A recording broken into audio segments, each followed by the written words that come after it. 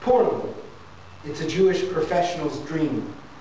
Not like some of our other holidays, which at times can seem a little bit dull and depressing. But Purim has all the dressing of the festive kind of atmosphere that brings American families to shul at least once a year. I mean, who doesn't want another excuse to put that Halloween costume to secondary use?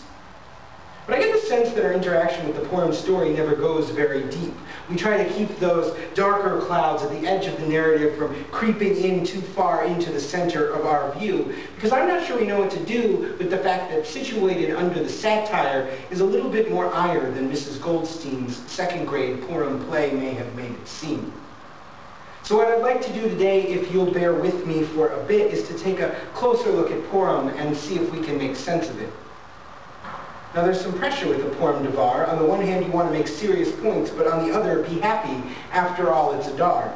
But it's a Purim drash, so they said, Josh, try to keep from making it too academic. Keep it thoughtful, but avoid polemic.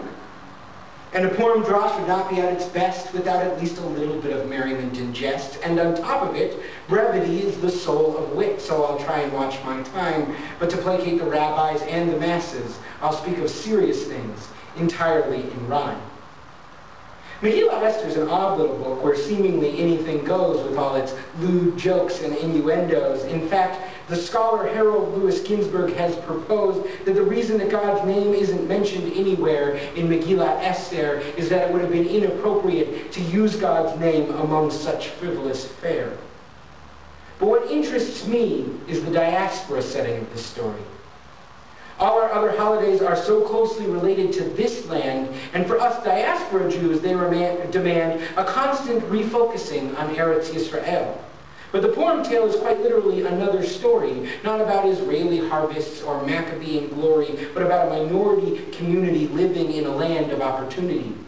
It's not so different from our modern day where a nice Jewish girl might find her way into a little bit of power and have to consider how her religion might be balanced against her position in a secular society.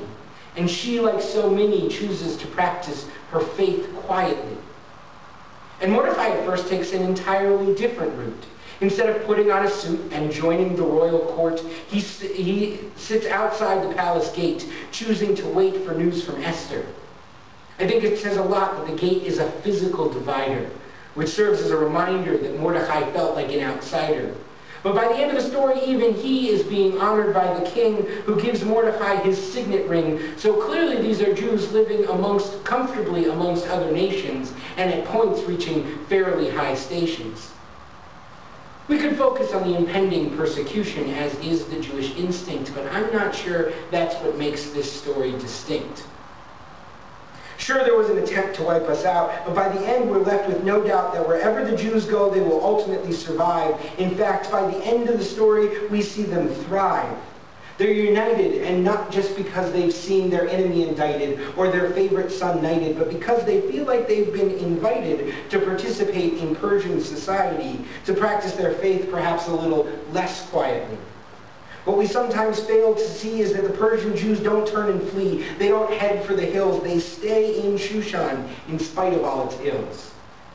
Look for a minute at the pivotal scene in chapter 4, verse 13, where Mordecai has learned that Haman means to kill all the Jews, and he goes immediately into mourning. Then he sends to Esther, by way of a messenger, this powerful warning. He says, Al tadadmi v'nafshech lehimalet beit hamelech mikol haYehudim. Do not imagine that just because you're queen, that means you can escape the fate of your fellow Jews. Rashi says that Mordecai is making a threat, that it's not a safe bet for Esther to hide out in the palace, that even there she will feel Haman's malice. But Rashi and I don't agree. What if it's not a threat? What if it's a plea? What if Mordecai is saying, I imagine that you totally renounced your Jewish identity and assimilated into Persian society, but couldn't it also be that your Judaism is something deeper, something harder to abandon? That it's not just a badge you can hand in, that it goes down to your core, and though this is a fact you've been trying to ignore, it's clear this plan isn't working anymore. But I'm also not saying leave. It's not time to cut and run. In fact, it's precisely because you become a part of the Persian upper crust that you will be able to save us.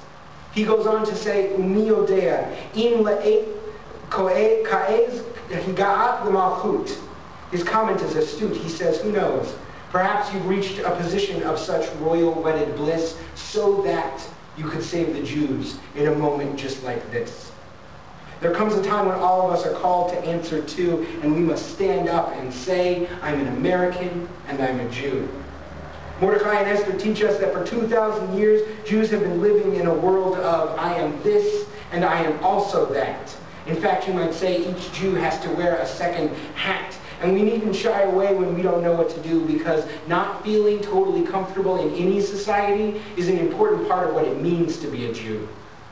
So this year, as you start to drink, I hope you will think on Esther and what she wants you to be. Not 100% assimilated, not 100% Haredi.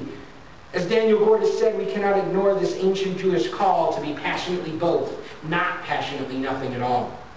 Purim, underneath all its games and cheer, is a reminder every year that our life in the diaspora is not as unique as it seems. The Jews, since at least the time of Esther, have been trying to figure out what it means to simultaneously play on two teams. And furthermore, I would say, in a room full of our people's best and brightest, that perhaps you've reached your position for a moment just like this, to lead by example in a community with an identity crisis. Like Mordecai and Esther, you can straddle the divide that it's possible to be comfortable with discomfort, to embrace the tension inside. And maybe that's Purim's purpose, our diaspora holiday, to show us that for a really long time, Jews have successfully lived this way. So whether it's in this walled city or debaucherous Tel Aviv, don't let this holiday leave without ruminating a bit longer on your life in the wild world yonder and growing a little fonder of the push and pull of diaspora life.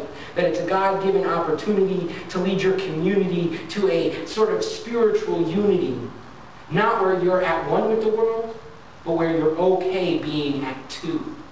Because that's what it means to be a Jew. And I'll end by saying, as trite as it may seem, have a happy, healthy, thoughtful, safe Purim and Socharim Tovim.